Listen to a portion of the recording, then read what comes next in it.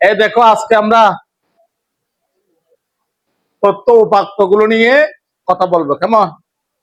দেখো উপাত্ত হলো কয় ধরনের? দুই ধরনের। একটা হলো কি বিন্যাস্ত উপাত্ত, মানে যেগুলো সাজানো থাকে, যেগুলো কি থাকে।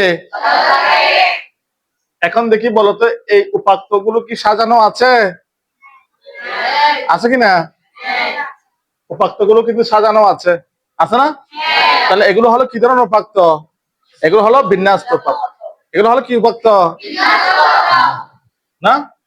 এখন দেখো, তাহলে যদি বিন্যাস্ত উপাত্ত হয়, তাহলে আজকে আমরা এগুলো থেকে বের করব গড় কিভাবে বের করে, পরিসর কিভাবে নির্ণয় করে, না মধ্যক কিভাবে নির্ণয় করে, প্রচুরক কিভাবে নির্ণয় করে, সেগুলো দেখব। প্রথমে আমরা মধ্যক কিভাবে নির্ণয় করে সেটা দেখব। দেখো মধ্যক নির্ণয় কি নির্ণয়? মধ্যক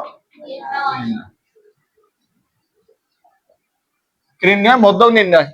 এখন দেখি বলতো এখানে যে উপাত্ত রয়েছে এই উপাত্তের মধ্যে সংখ্যা কয়টি আছে? 17টি সংখ্যা, না? দেখো এখানে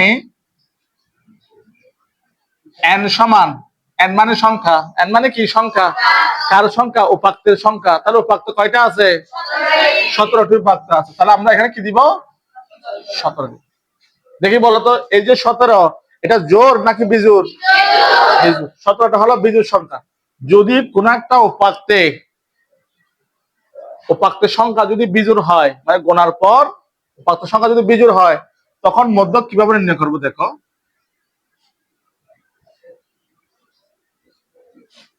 এই সূত্রটা তোমাদের মনে রাখতে হবে। কিরকম? উপাত্ত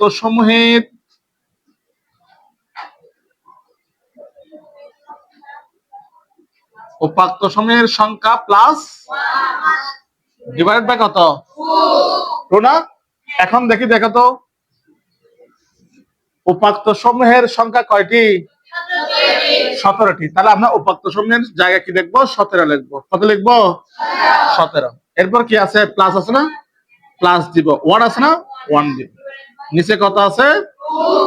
তাহলে এই 17-এর সাথে যোগ করলে কত হয়? নিচে কত আছে?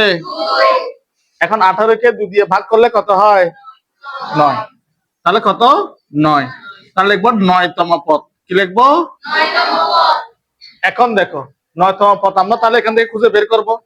তাহলে হিসাব করো, 1 2 3 4 5 6 7 8 9। 9 কত আছে? 9তম পদ কত? 18 লিখবো। কত লিখবো? 18। তাহলে এই উপাত্তের মধ্যক কত? 18। মধ্যক কত? 18। এটা বুঝতে পেরেছি?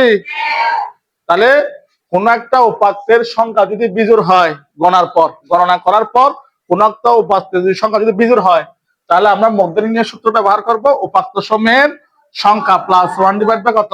2। আর হ্যাঁ, আরেকটা কথা বলতেছি, যদি উপাত্তগুলো যদি তোমার সাজানো না থাকে, তাহলে তোমাকে সাজিয়ে নিতে হবে, নাকি? উপাত্তগুলো যদি সাজানো না থাকে তাহলে তোমার সাজিয়ে নিতে হবে। যেহেতু আমার সাজানো আছে, তাহলে আমার আর সাজাতে হচ্ছে না, নাকি? এখন দেখো, যদি আমি একটা সংখ্যা যদি যোগ করি, দেখো এখানে আছে আমার 17টা সংখ্যা। মনে করো যে এখানে আরেকটা সংখ্যা যোগ করতেছি, দেখো 35 যোগ করলাম। কত যোগ করলাম? 35। দেখি এখন বলো তো উপাত্ত সমূহের সংখ্যা কয়টি? কত? 18। 18 না? এখন দেখি বলো 18 জোড় নাকি বিজোড়? জোড় হলে মধ্যক কিভাবে নির্ণয় করব? দেখো আমি এক সূত্রটা দিচ্ছি, দেখো মধ্যক সমান, দেখো n/2 তম ও n/2 প্লাস 1 তম পদের সমষ্টি ডিভাইড বাই কত? 2, না? এখন দেখো n মানে কি বলতে পারবে? n মানে হলো উপাত্ত সমূহের সংখ্যা। n মানে কি? দেখি এখন বলো উপাত্ত সমূহের সংখ্যা কত? তাহলে আমি n এর জায়গায় 18 বসাবো। কত বসাবো? 18। নিচে 2 আছে, 2 লিখবো, কেমন? এরপর তম আছে, তমটা লিখে ফেলবো যেরকম আছে, না? এখন দেখো তো n/2 তম, তাহলে n এর মান কত? 18, না? 18 বসাবো। 18 নিচে 2 আছে, 2 বসাবো। পাশে ওয়ান আছে, ওয়ান বসাবো। কেমন? চাইলে তুমি একটা ওয়ান দিতে পারবে, যেহেতু সবগুলো তম পদের সমষ্টি। মানে কি? সমষ্টি মানে হলো যোগ। এখন দেখো তো 18কে 2 দিয়ে ভাগ করলে কত হয়?